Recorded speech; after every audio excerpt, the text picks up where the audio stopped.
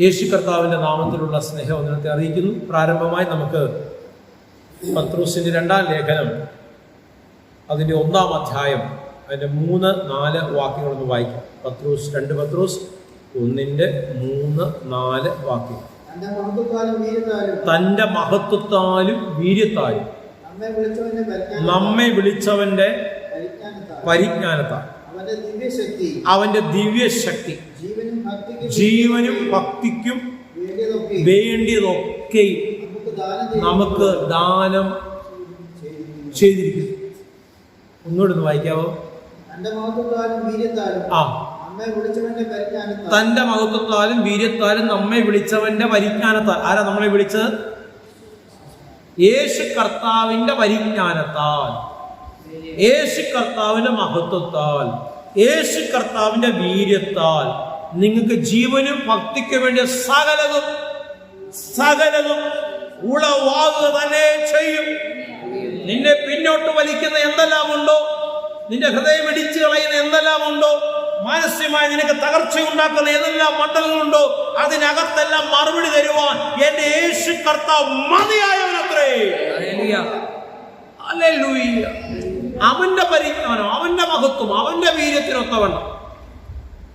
Hallelujah.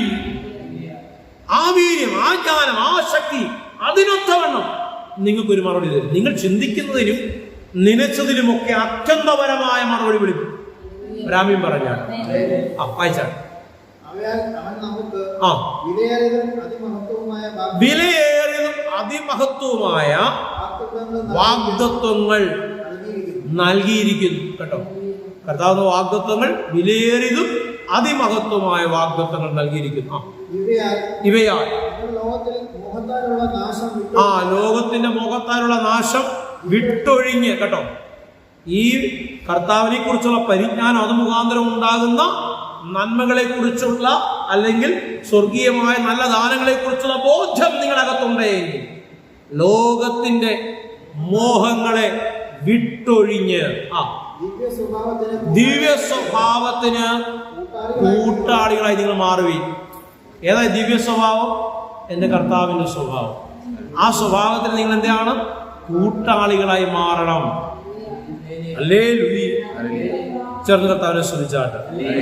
2 Corinthians 8:9. 2 Corinthians 8:9 വേഗം വായിക്കണേ. നമ്മുടെ കർത്താവായ യേശു ക്രിസ്തു സമ്പന്നനായിരിക്കെ അവന്റെ ദാരിദ്ര്യത്താൽ നിങ്ങൾ സമ്പന്നരാകേണ്ടതിന് നിങ്ങൾ നിമിത്തം അവൻ ദരിദ്രനായി തീർന്നു. ആ കൃപ നിങ്ങൾ അറിയുന്നുവെന്ന്. സ്വർഗീയമായ പരിജ്ഞാനം നിങ്ങൾ നേടി എങ്കിലൊരു വിഷയം മുമ്പ് പഠിച്ചല്ലോ. എന്താ പരിജ്ഞാനം?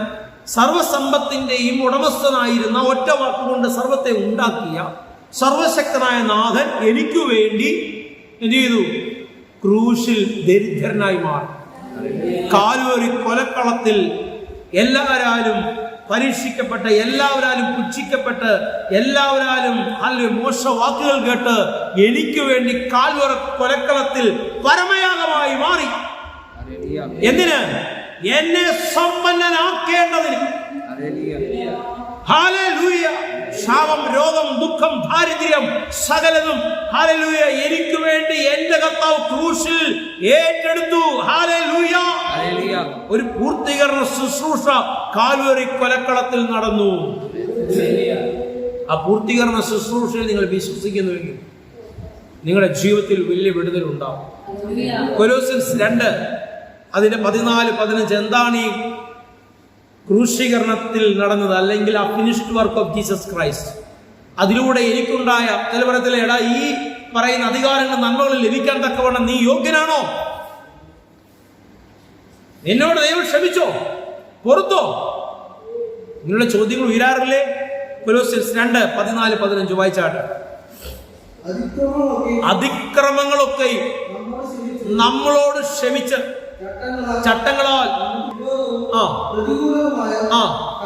കൈയെഴുത്തുകളെ മായ്ച്ച് ക്ഷമിച്ചു, മായ്ച്ചു. നമുക്ക് വിരോധമായതിനെ മായ്ച്ചു. അല്ലെ? നമ്മളോട് ക്ഷമിച്ച്. ആരായിരുന്നു? അതിക്രമങ്ങളിൽ ജീവിച്ച നമ്മളോട് ക്ഷമിച്ച് നമുക്ക് വിരോധമായി കൈയെഴുത്തുകളെ മായ്ച്ച് ക്രൂശിൽ തറച്ച് നമ്മുടെ നടുവിൽ നിന്നും അത് നീക്കിക്കളഞ്ഞു. ഹല്ലേലൂയ.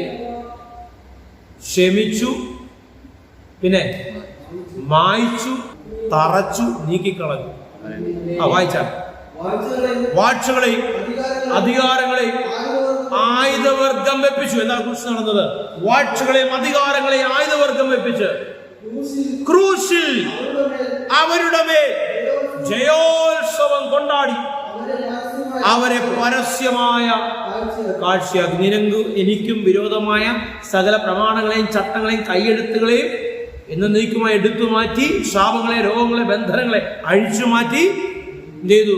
നമുക്ക് മോചനം തന്നു. ഹല്ലേലൂയ. ജയോത്സവം ഉണ്ടാടി. എന്റെയും നിങ്ങളുടെയും മോചനം അവൻ ക്രൂശിൽ കണ്ടു. രാമ്യം പറഞ്ഞാട്ട് ആ വാക്യം പൂർണ്ണമായി. ഹല്ലേലൂയ. 3-ാം അധ്യായത്തിലെ 1-2 വാക്യം. അടുത്ത അധ്യായമാണ് 3-ാം അധ്യായം 1-2 വാക്യം. വായിച്ചാണ്. ആകയാൽ നിങ്ങൾ ക്രിസ്തുവിനോട് കൂടെ ഉയർത്തെഴുന്നേറ്റു എങ്കിൽ, മരിച്ചു അടക്കപ്പെട്ട് നിങ്ങൾ ക്രിസ്തുവിനോട് കൂടെ ഉയർത്തെഴുന്നേറ്റു, വീണ്ടും ജനനം നിങ്ങൾ പ്രാപിച്ചു എങ്കിൽ ക്രിസ്തു ദൈവത്തിന്റെ വലത്തുഭാഗത്ത്, പിതാവായ ദൈവത്തിന്റെ വലത്തുഭാഗത്ത് ഇടമായ ഉയരത്തിലുള്ളത് അന്വേഷിപ്പീൻ. ബാക്കിയുണ്ട്, വായിച്ചു. ഭൂമിയിലുള്ളതല്ല, ഉയരത്തിലുള്ളത് തന്നെ അന്വേഷിപ്പീൻ. എന്താ അന്വേഷിക്കേണ്ടത്? എന്തിനു വേണ്ടിയാ പ്രാർത്ഥിക്കേണ്ടത്? എന്തിലാ ശ്രദ്ധ പോകേണ്ടത്? ഉയരത്തിലുള്ളത്. എന്താ ഉയരത്തിലുള്ളത്? ലോകം നിന്നോട് പറയുന്നു ഇന്ന വിഷയങ്ങൾക്ക് മറുപടി ഉണ്ടാകുകയില്ല, നീ ഇന്ന മണ്ഡലം കൊണ്ട്, ഇന്ന പ്രശ്നം കൊണ്ടൊന്ന് ഇല്ലാതായി മാറും, നിന്റെ അധ്യായം, നിന്റെ ചരിത്രം ഇല്ലാതായി മാറും. ഇതുവരെ കൂടെ നിന്ന സഭകളും കൂട്ടങ്ങളും കൂട്ടായ്മകളും ഹല്ലേലൂയ ഗ്രൂപ്പുകളും ഒക്കെ പറയേ ഞങ്ങളുടെ കൂട്ടത്തിലുള്ളവനല്ലേ അല്ലവൻ. അല്ലേ, നിങ്ങൾ കേൾക്കാറില്ല? ചില പ്രശ്നങ്ങളും വിഷയങ്ങളൊക്കെ വരുമ്പോൾ ചില സംവിധാനങ്ങൾക്ക് നേരെ ചില സംസാരിക്കും, ഞങ്ങളുടെ കൂട്ടത്തിലുള്ളവരല്ലേ അല്ല. അല്ലേ? ഹല്ലേലൂയ. തിരിച്ചറിഞ്ഞുകൊള്ളുക. ആര് നിനക്ക് തുണയായി നിന്നാലും നിന്നില്ലെങ്കിലും എന്റെ കർത്താവ് നിനക്ക് തുണയായി നിൽക്കുന്നുണ്ടെങ്കിൽ നീ ഭയപ്പെടേണ്ട കാര്യമില്ല. യേശു കർത്താവിന്റെ ക്രൂശിലെ പൂർത്തീകരണ ശുശ്രൂഷയെ കുറിച്ചുള്ള ആ തിരിച്ചറിവ് നിങ്ങളുടെ അകത്ത് നിറഞ്ഞാൽ ലോകത്തോട് നോ പറയുവാൻ, ഉയരത്തിലുള്ളത് കാണുവാൻ, ഉയരത്തിലുള്ളത് അന്വേഷിപ്പാൻ നിങ്ങളുടെ ജീവിതത്തിലിട വരും. ഹല്ലേലൂയ. അങ്ങനെ അപ്രകാരം എല്ലാവരെയും ദൈവം സഹായിക്കട്ടെ. അപ്രകാരം ചിന്ത സകലർക്കും ഉണ്ടാകട്ടെ എന്ന് ഞാൻ പ്രാർത്ഥിക്കുന്നു. ഹല്ലേലൂയ.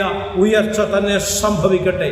ഉയരത്തിലുള്ളത് ചിന്തിക്കട്ടെ. കണ്ണുനടയ്ക്കാൻ പ്രാർത്ഥിക്കാം. പ്രിയപിതാവേ, കർത്താവേ, നീ വചനം കേട്ടുകൊണ്ടിരുന്ന സകലമേലും അങ്ങയുടെ സാന്നിധ്യം വ്യാപരിക്കപ്പെടുന്നതിനോ സ്തോത്രം. ഹല്ലേലൂയ. ക്രൂശിൽ എനിക്ക് വേണ്ടി സകലതും പൂർത്തിയാക്കിയ യേശു ക്രിസ്തുവിനെ കുറിച്ചുള്ള പരിജ്ഞാനത്തിന്റെ തികവിൽ ആ ഉയരത്തിലുള്ളത് അന്വേഷിപ്പാൻ സകലയും അങ്ങ് പ്രാപ്തമാക്കുന്ന കൃപയെ ഓർത്തു സ്തോത്രം. സാക്ഷ്യങ്ങളായ സകലെ ഉറപ്പിക്കുന്നതിനെ ഓർത്തു സ്തോത്രം. എന്റെ കർത്താവിന്റെ അധികാരമുള്ള നാമത്തിൽ തന്നെ.